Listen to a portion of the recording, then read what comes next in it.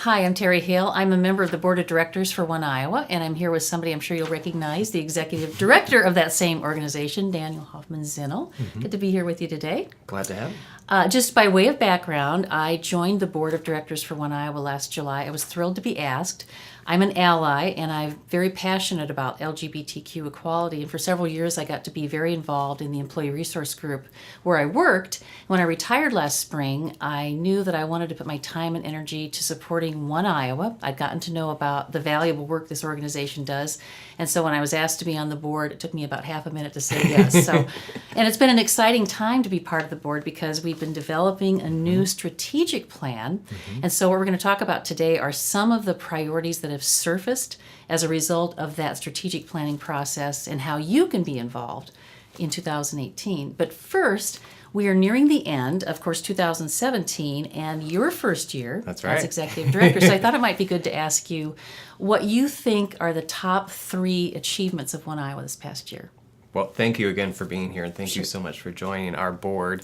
I started back in January 1st, so it's really wild to think about a whole year has transpired. But I think the 3 biggest accomplishments that we've achieved here at One Iowa this past year are, 1, starting the strategic planning process. I think that's been a huge endeavor, and I'm really excited to really focus in on some key specific areas. Another area is workplace. So we launched our first ever LGBTQ Workplace Culture Summit. We did one here in Des Moines at Principal and the other in Coralville at Kirkwood Community College.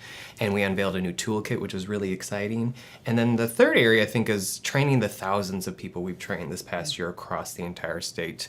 We went up the street just to the city of West Des Moines and trained their leadership team, all of their firefighters, all of their police officers, and all of their EMS staff. And so that was really amazing. And our work with them has helped them increase their municipal equality index through the Human Rights Campaign, which is really exciting to see. And another area that within the training aspect, we went to a few areas across the state to train community health centers. And so we helped them build capacity to better serve their LGBTQ patients. Well, it's been a good year, and congratulations Thank on you. this first milestone and all the things that you've been able to achieve. Thank you. I've been amazed as a member of the board about how much the small staff here at One Iowa can accomplish, and it's just great Small to be but part mighty of team. it. Yep. And so on the strategic planning process, it's probably important to know that this just wasn't the board sitting in a room coming up with what we think One Iowa needs to do. Talk a little bit about how we solicited feedback from folks across the state. Yeah, so we worked with Joe Benesh, who's a local facilitator, and we engaged the board and staff, but also did a survey where we engaged community members to provide some input and allow us to hear from them. And I also, when I first started, put together a 100-day plan. So I did a listening tour and tried to learn as much as I could from many of our constituents across the entire state. And so we compiled a lot of that feedback and are now really excited to focus in on some specific areas to have a greater impact in those.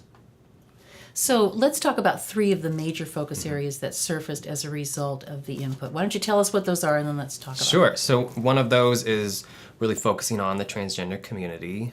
The second is workplace, which I mentioned earlier. And the third area is healthcare. So those were 3 of the biggest priorities, not all of the objectives, but those are the 3 that I really wanted to highlight today.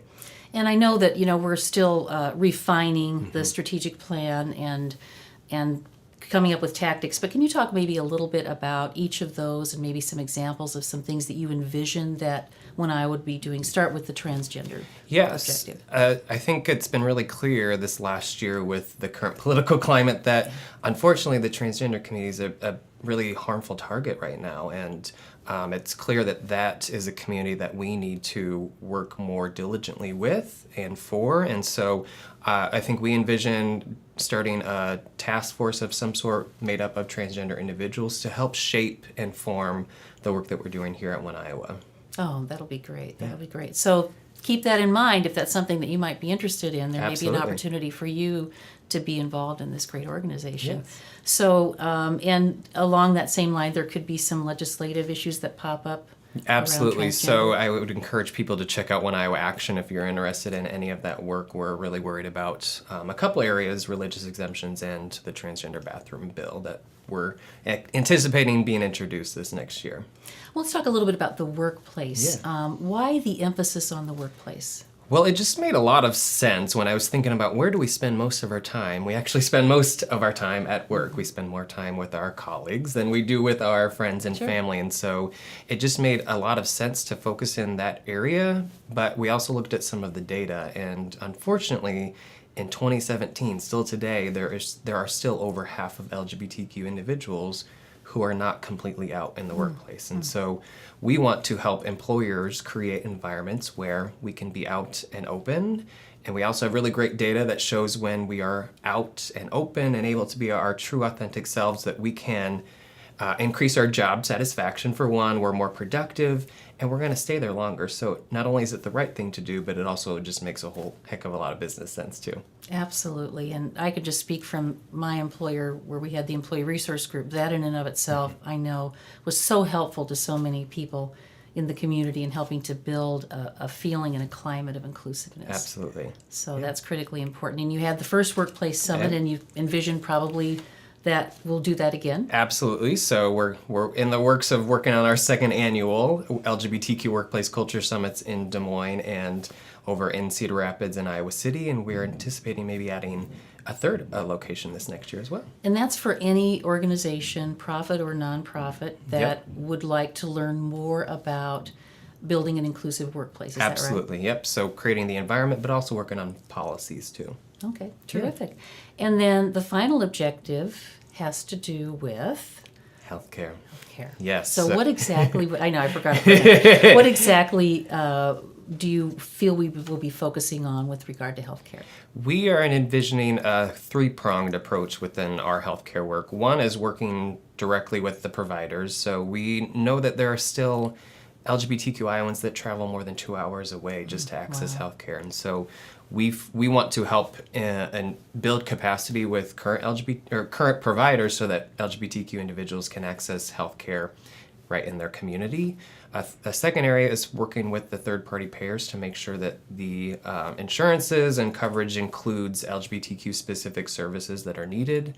And the third area is being a liaison, so connecting LGBTQ individuals with the resources and specifically LGBTQ-friendly providers in their area.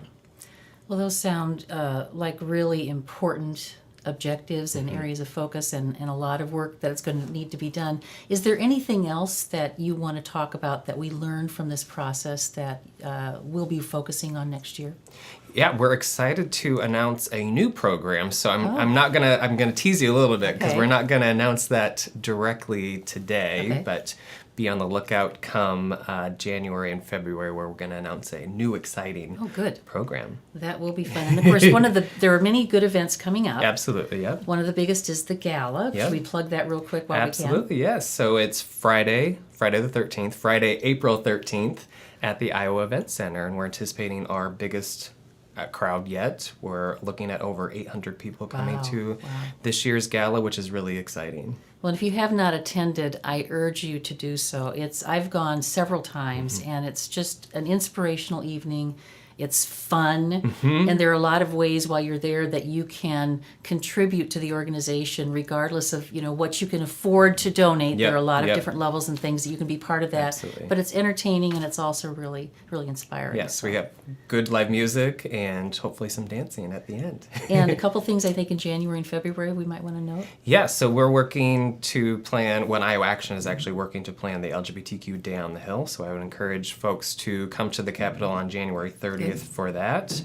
And there'll be other events coming up that we'll be announcing.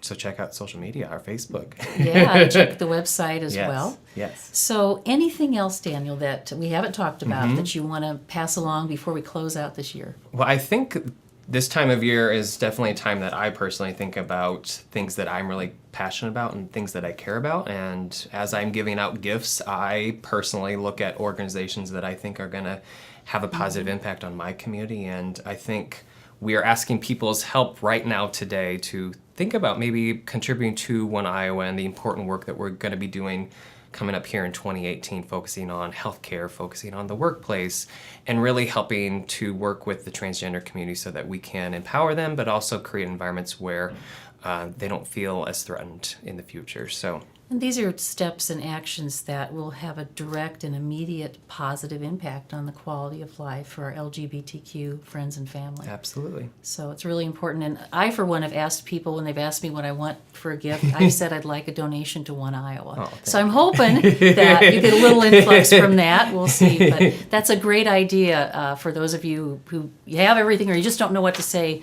Suggest a donation to One Iowa because Absolutely. you'll feel good all year long if you do that. Absolutely.